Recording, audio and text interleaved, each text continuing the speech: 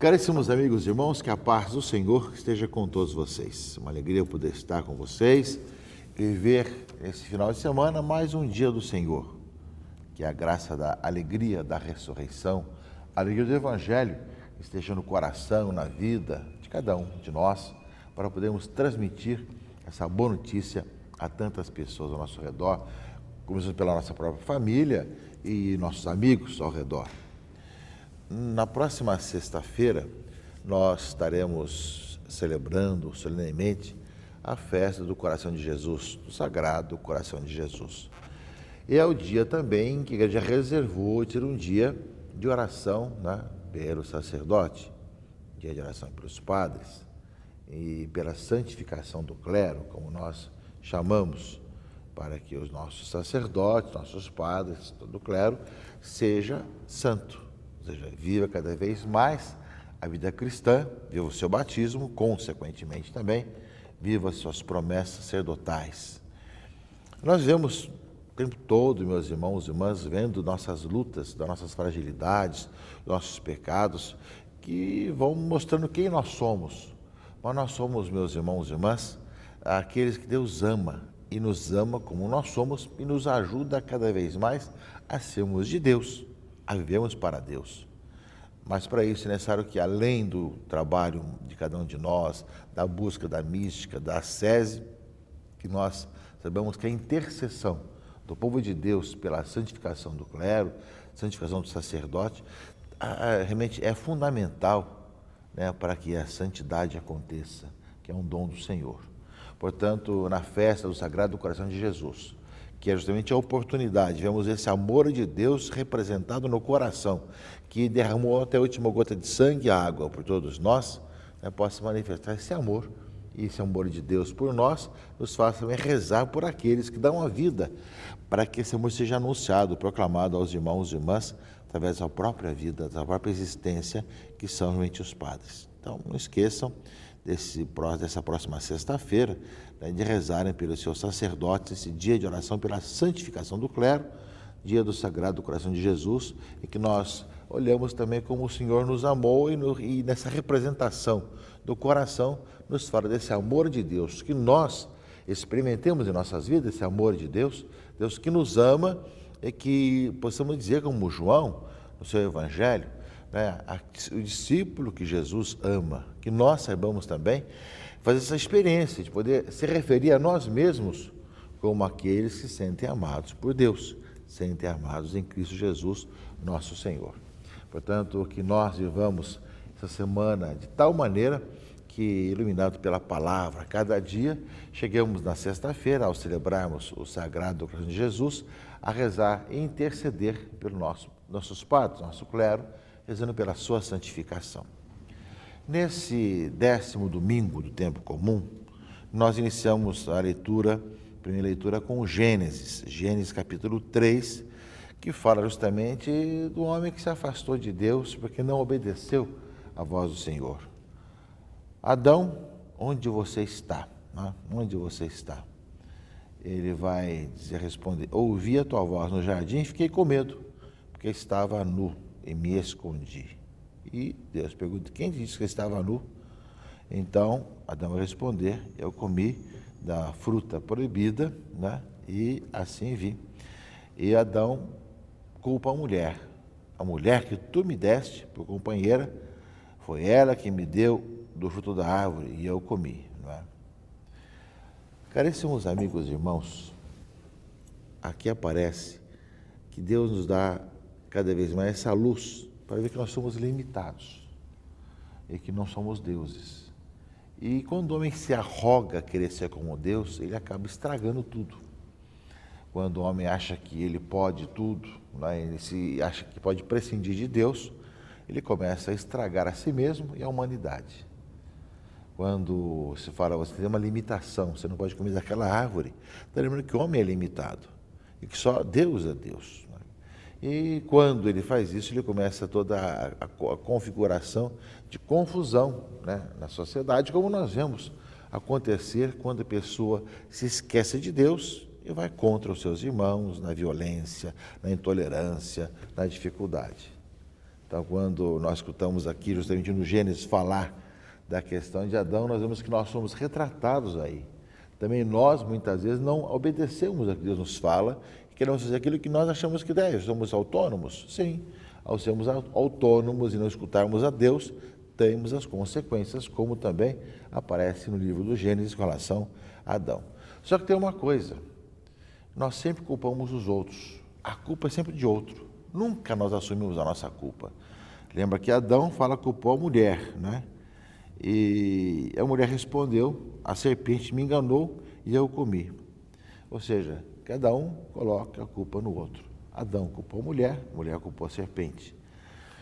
Ora, meus irmãos e irmãs, teve alguém que assumiu as nossas culpas, sem ter culpa nenhuma. Jesus Cristo, nosso Senhor. Celebramos aí há pouco tempo atrás todo o mistério da paixão na Semana Santa. Ele, não tendo culpa nenhuma, assumiu todas as culpas daquilo que nós fizemos de errado e pagou pelos nossos pecados. Realmente deu recibo de pagamento, aquilo que nós devíamos pelos nossos erros, foi tudo pago em Jesus Cristo. Ele assumiu. Vemos que esse jeito de ser de Adão e Eva é o nosso jeitão de ser também, de não obedecer a Deus e culpar os outros que só têm essas consequências daquilo que nós fizemos de errado. E ao mesmo tempo trazemos para a sociedade todas as consequências desse erro. Aí fala na leitura do Gênesis, fala da questão da serpente, que vai se rastejar, etc. E fala já de um anúncio que a serpente, que representa o maligno, né, vai ser realmente pisoteado, ou seja, vai ser vencido. Porém, inimizade entre ti e a mulher, entre a tua descendência e a dela. E esta, a descendência da mulher, ou seja, Jesus Cristo, te ferirá a cabeça, né? Ou seja, e tu lhe ferirás o calcanhar. Quando Cristo é pregado na cruz, e da vez por todos nós, ele estará vencendo o maligno, vencendo o pecado, derramando o seu sangue por nós.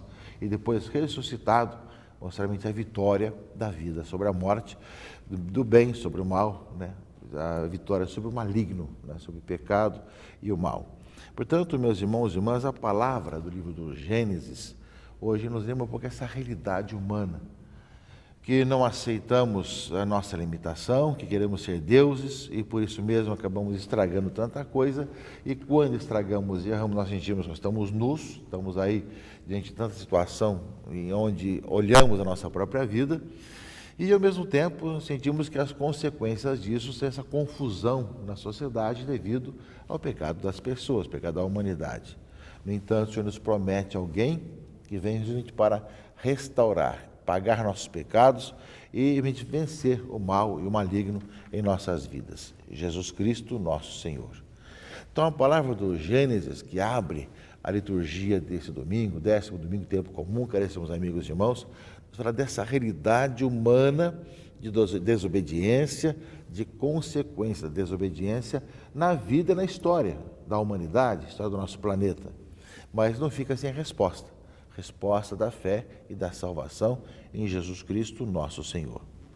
Nesse sentido, meus irmãos e irmãs, nós vemos aqui na leitura do Evangelho, né, que Jesus começa a pregar, a anunciar, estamos retomando o tempo comum, e os parentes de Jesus, seus primos, parentes, etc., serão lá para agarrá-lo, porque não estavam entendendo, pensando que estivesse fora de si, né?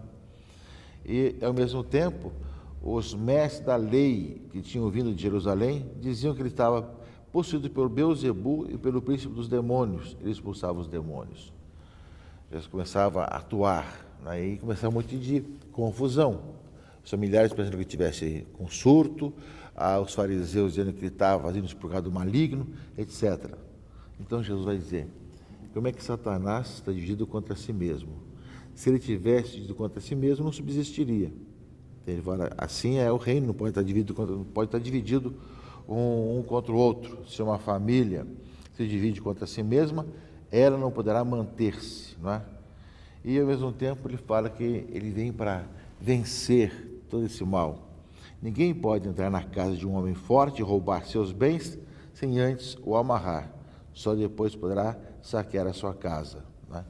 Ou seja, Deus vai lembrar que ele vem para vencer aquele que realmente levou o homem a desobedecer a Deus na tentação, focalizado já em Adão e Eva, mas também em nossa própria vida. E ele fala, então, tudo será perdoado. Se pode perdoar aos homens. Deus é misericórdia, né? Nós anunciamos e proclamamos a misericórdia que perdoa tanto os pecados como qualquer blasfêmia que tiverem dito. Só não se perdoa quem blasfemar contra o Espírito Santo, né? Será pecado, será culpado de um pecado eterno. Ou seja, quem não acredita que pode ser perdoado e que o Espírito Santo atua em nossa vida, né? Por isso mesmo, Jesus falava isso devido àquilo que estavam dizendo, que ele estava possuído por espírito mau, né? Então, meus irmãos e irmãs, a palavra do Evangelho vai lembrar para nós que Cristo vem para trazer essa libertação, essa vida nova, diante da incredulidade ao seu redor, e lembra ao mesmo tempo, né, que justamente os pecados que se fazem são perdoados, com exceção daquele que não crê na ação do Espírito Santo e na possibilidade de ser perdoado. E aí chegaram então a família de Jesus, que mandaram chamá-lo, né? E aí ele vai dizer, mas a minha família agora são aqueles que fazem a vontade do Pai, não é? Que está no céu. Quem é minha mãe? Quem são meus irmãos? Não é?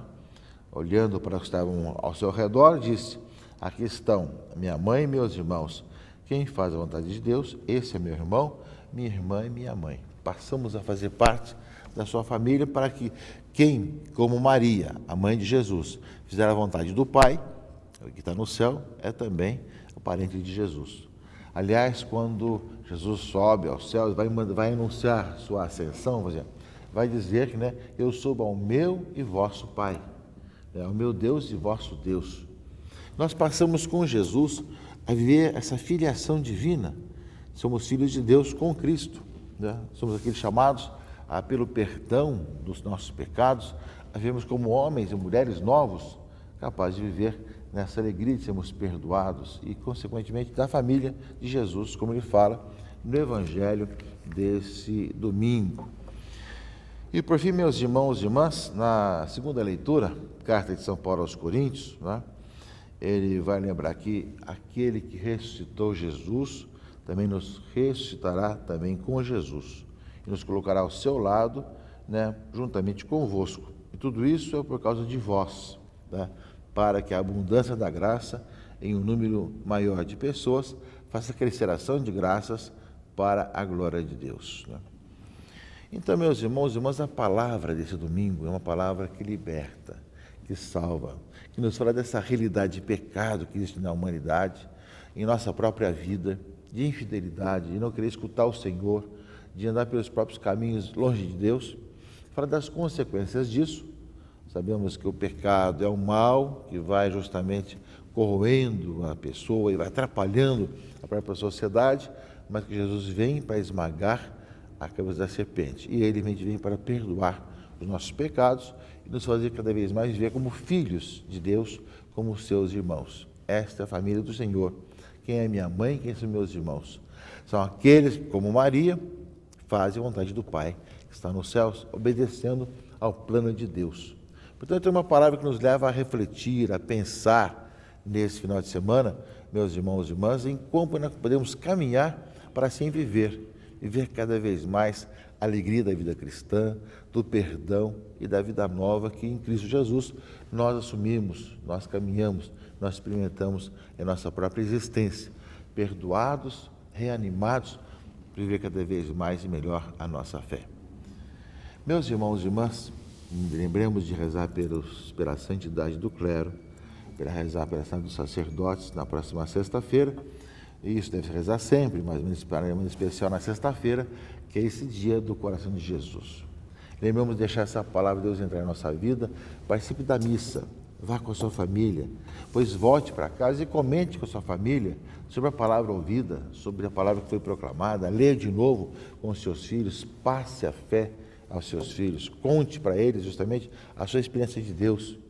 É muito importante que essa catequese familiar, além daquela paroquial, né, possa acontecer sempre, ou seja, de poder conversar com a família, especialmente com os filhos, sobre a palavra que nós ouvimos, a palavra do domingo, e ao mesmo tempo buscar caminhar cada vez mais na fé do Senhor que vence nossos pecados e vence a morte.